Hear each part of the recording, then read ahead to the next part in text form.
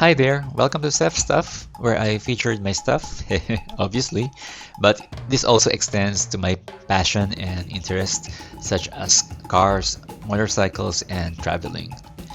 Last mid-August, I purchased a Dongfang Nami, and after a month of using it, I made a vlog about it, an owner's review, which you can watch by clicking on the link above. So yeah, for me, the Dongfang Nami remains one of the best EVs in the Philippines, spec-wise, range-wise, and price-wise.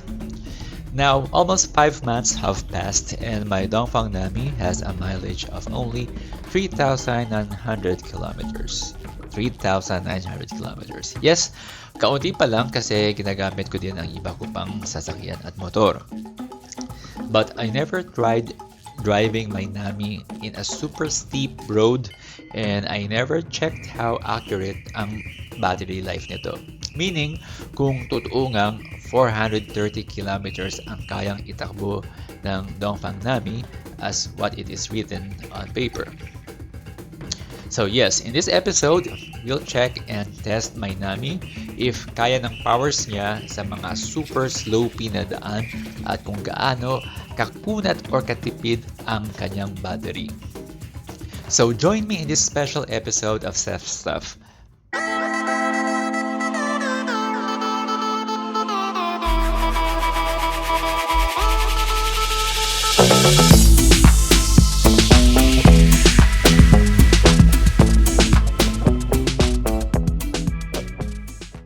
Sa mga hindi pa nakapag-subscribe sa channel ko, please do so.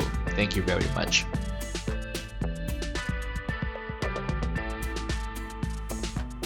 So the plan is to take my Dongfang Nami to Top Mount Farm at Pangil, Laguna. Napakaganda nitong lugar at gumawa ako ng vlog about Top Mount Farm dahil sobrang namangha ako sa ganda ng lugar, which you can watch by clicking on the link above. Itong Top Mount Farm, just what its name suggests, is located on top of a hill. As in, aakyat ka ng bundok, parang papuntang Baguio. Pero para sa akin, mas matitirik pa ang mga daan papuntang Top Mount Farm kaysa papuntang Baguio. So part of my preparation is to charge my Nami to 100% full battery. And since kuripot ako, nag-charge ako dito sa free EV charging station sa Philinvest Alabang.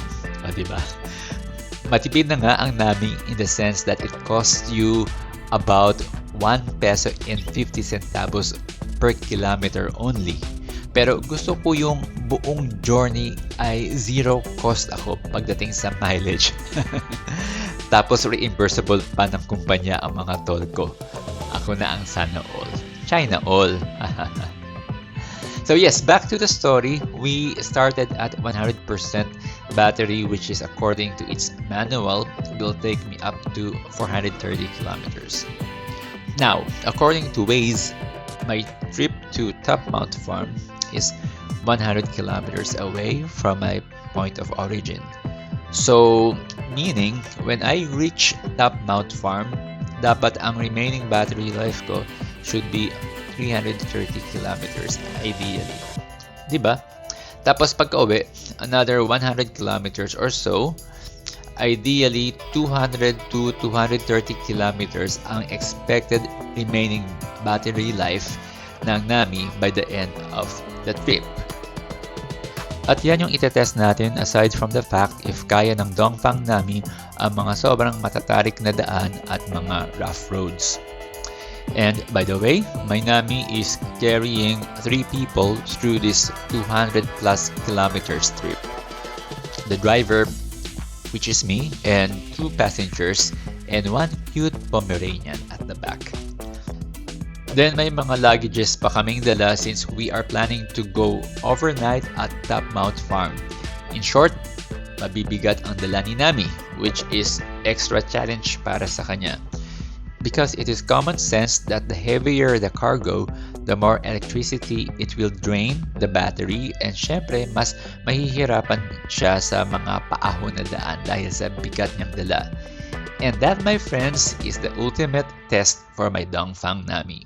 Okay, so after natin magpa-full charge, sinet ko na using Android Auto yung navigation natin. So, sabi dito na merong 100 kilometers ang distance na papunta sa destination natin. So, about 3 hours ang biyahe. So, yeah. So, tingnan natin nga kung gaano ka-accurate ito. Kung 100 kilometers nga din ang mababawas sa full charge ng sasakyan natin, which is a Dongfang Nami.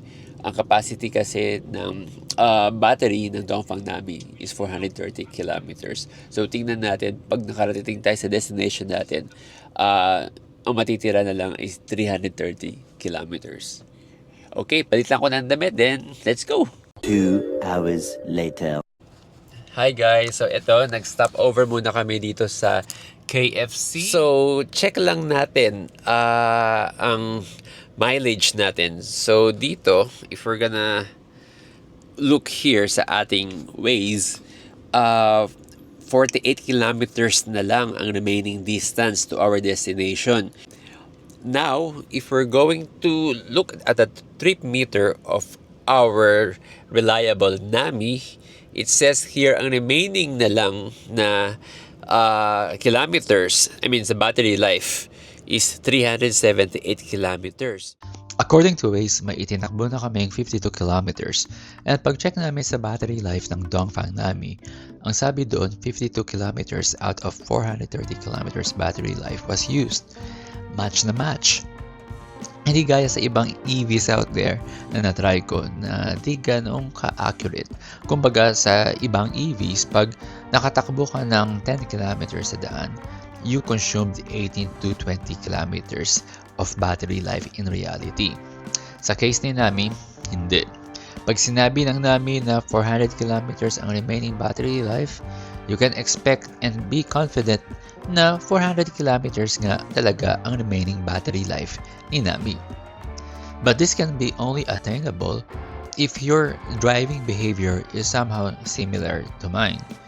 Yung naka-flash sa screen was the car's condition, settings, and environment when we achieved ang 100% accuracy between actual destination traveled and battery life used. But we didn't eat at KFC because kasama namin ang pet naming aso. Sa halip, dito kami nag-refresh sa Malayas Cafe where na-discover ko ang super delicious na coffee choco nila. Sobrang sarap, walang biro. Sa labas lang kami kasi bit namin si Yuko.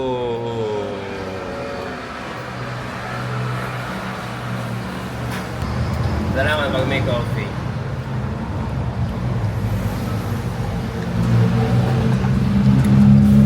May gana pag may coffee. Ngayon, mag-e-sports mode. Oo nga pala, ang drive mode ko dito ay toggling between normal and sport. If the highway is free, I immediately switch to sport mode. Then pag nagka-traffic, I switch it back to normal mode. Tapos syempre, ang aircon laging on, nakaset to 23 degrees Celsius and the fan level is level 2. Naka-charge din ang phone ko all throughout the trip. Sa madaling sabi, hindi kami nagtitipid sa battery kasi we are testing Nami to its fullest plus we are very confident na hindi kami mauubusan ng battery pa uwi maski wala kaming makitang charging station sa daan.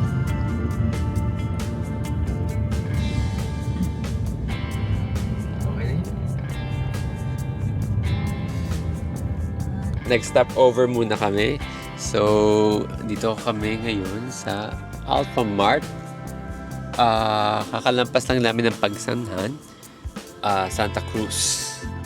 So, ngayon, we're just like 45 minutes away or 19 kilometers dito sa trip meter natin. Ang natitira na lang sa battery is 347 kilometers. So, yeah, no problem. Enough ang battery life natin para makarating sa destination at makabalik sa bahay. Yun ang importante. Ha? Okay guys, nasa Pangi Laguna na kami and paakyat na kami ng bundok. Dito sa video, akala mo normal lang ang daan pero sa actual, ang tatarik ng mga daan dito. Pero kayang-kaya naman ni Nami ang paahon. Nakaseto normal ang drive mode ko. Finally, nakarating na rin kami sa Top Mount Farm. Dito sa trip meter, 307 kilometers. 307 kilometers na ang remaining battery natin. Yun. So, yung battery life ng Nami is 430 kilometers. Ini-expect ko, pagdating natin dito sa destination, dapat 330 kilometers. Kasi sabi nga ng Waze, it will take us 98 to 100 kilometers. Yun. Pero, sa trip meter, 307 kilometers na lang ang natira sa battery life. So let's summarize. The total distance na tinakbo namin is 100 kilometers. Then pag-check namin sa battery life ng Dongfang Nami, ang sabi ay we used battery life of 123 kilometers. So hindi tugma. Bakit may 23 kilometers more na nabawas sa battery life ng Nami? Di ba dapat Nami's battery should show 100 kilometers because that was the actual distance traveled? Eh bakit 123 kilometers? Bakit nadagdagan ng 23 kilometers? Kasi nga, ginamit natin ang EV for charging our cell phones from the start of the trip until makarating tayo. Tapos naka full blast ang aircon at may mga detours pa kami. Kumbaga, marami kami mga stopovers. I think we had 2 to 3 stopovers. Tapos may mga waiting time na naka-park lang yung sasakyan pero naka-on siya. Alam mo yun. Pero tingin ko ang pinaka malaking factor talaga kung bakit nakakonsumo siya ng excess na na kilometers will be yung mga pataas. Ang raming pataas dito. Ang super tarik talaga. So, kailangan talaga ng matinding apak at saka control sa accelerator at saka sa brake. At dahil dyan, yun, naging matakaw siya sa pagkain ng electric. Pero I think ma-offset yan pag uwi, pababa. Kasi pagbaba na, hindi mo na kailangan mag-apak sa accelerator. Panay brake ka naman, brake. At saka dito sa maganda sa sasakyan na ito, pag nagbre-brake ka, nag-generate siya ng power. So tingnan natin ang magiging resulta ng performance at saka mileage consumption ng Nami pagka-uwi. Sa wakas, narating na din namin ang Top Mount Farm. Napakagandang lugar talaga nito. Ako pa naman mahilig ako sa buhay probinsya, kay sarap buhay. So let me pause here and show you some snippets about our stay in Top Mount Farm. Hello baka. Ang bang pagsalubay para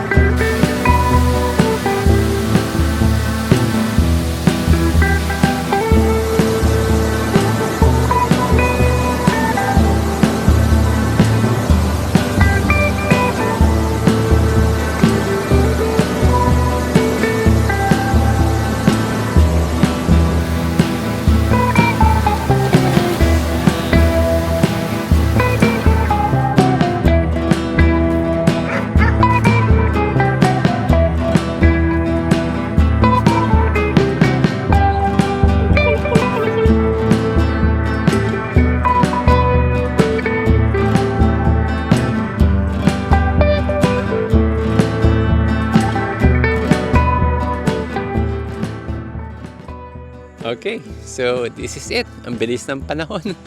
Pauwi na kami. So yan, nalagyan na naman yung aming mga stuff dito. Kitang-kita nyo naman, maluwag. Marami pang spaces. Okay, so ngayon, na-set up natin yung ating maps. It says here na yung ating travel time is 3 hours and 46 minutes. Grabe. Ibig sabihin, mas traffic pala pa uwi. 100 kilometers. Ngayon, dito sa battery natin, makikita nyo na 304 kilometers. So, we're hoping na dapat 204 kilometers yung matitira pagkarating natin sa ating destination sa bahay. So yeah, let's do this.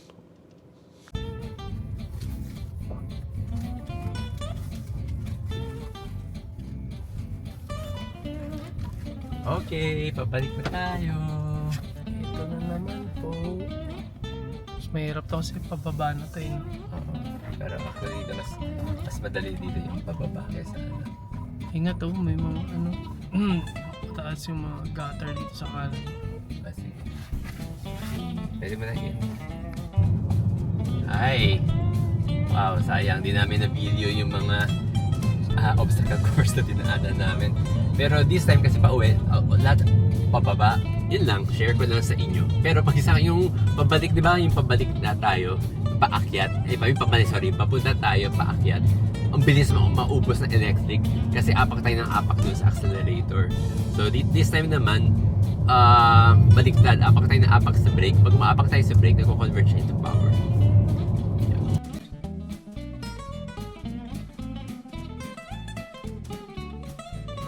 So, ilang hours na tayo nag-travel? 2 hours na? Kasi 2 hours and 9 minutes lang remaining eh. Okay, so it says here na 52 kilometers na lang ang remaining kilometers to reach our destination. So, that means like almost 50% na ang biniyahe namin. So, I remember ano yung kilometers na yung nag-start tayo? 307 kilometers ba? Well, we can check anyway. But now, it's 266 kilometers. So let's summarize. 48 kilometers na ang itinakbo natin pabalik. Then Nami's battery bar shows that we had used 38 kilometers. O bakit ganun? Mas sobra si battery life ng 10 kilometers. Bakit mas konti? Kasi pababa tayo. Kaya medyo naka-menos tayo doon ng power. So, yeah, kaya tayo stop over kasi bumalik kami sa aming newfound discovery na naging isang favorite namin, which is yung Malayas Cafe kasi bibili ulit kami ng kanilang pinakamasarap na chocolate tablea. So, tara, let's go. I'm so excited. Yay! What is this? Parang malapot siya ngayon. Pero masarap pa rin. Sarap pa rin, Malabnaw pa rin. Sarap pa rin. Sarap pa rin, sarap. Wow! Teka nyo naman ako! Mas malamig siya ng konti, pero masarap. And this, what is this? Coffee yan. Coffee. Gising pa dyan.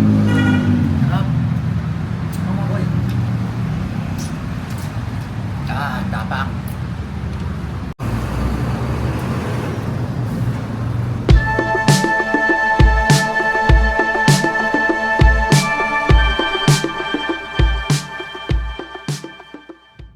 Okay guys, so we're super near the house now.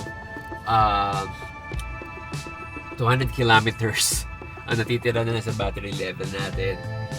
Remaining kilometers is 3.5 kilometers kasi nag-change kami ng route. Imbis sa bahay, didiretso pa kami sa restaurant.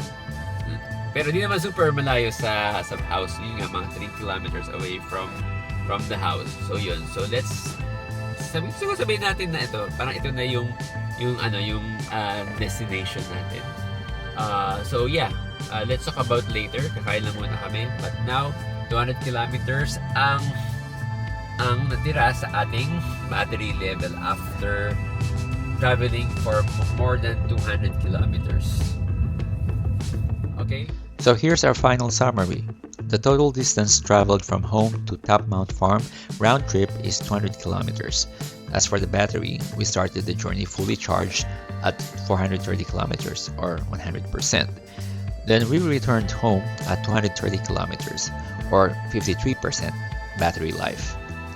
Thus, there's a difference of 30 kilometers, with the Nami's battery consuming 30 kilometers more, which makes me say that Nami's battery consumes power 13% more than the actual distance na itinakbo. Meaning, if you have plan for a 100-kilometer trip, make sure that the battery life of your Nami has at least 113 kilometers to 115 kilometers. So in our travel to Top Mount Farm, we've tested and proven two things. That one, Nami can take uphill roads easily. Kayang-kaya niya maski dalhin mo pa siya sa Baguio. And number two, Nami can really do long drives at a single charge. We drove for over 7 hours without dropping by to a charging station. Kasi wala naman charging station along the way. I discovered too that to be safe, add at least 13% of kilometers in your planned trip. For example, if 100 kilometers ang biyahe mo, your Nami's battery should be at least 113 kilometers or 26% battery life. So what can I say? To experience it is to believe. Tunay na kayang-kaya ni Nami ang mga paahon at matatarik na daan maski full cargo pa siya. And then when it comes to its battery life, almost true to actual ang range reading niya. Pag 10 kilometers ang distance, 10 to 12 kilometers ang nababawa sa battery ng Nami. Kung nakapatay po ang aircon at ilaw mo at hindi mo ginagamit ang phone charger, baka mas makatipid ka pa sa power. If you're planning to visit Top Mount Farm, tell them you heard about it from YouTube through my channel Seth Stuff. Okay, bye now. Adios. Ciao.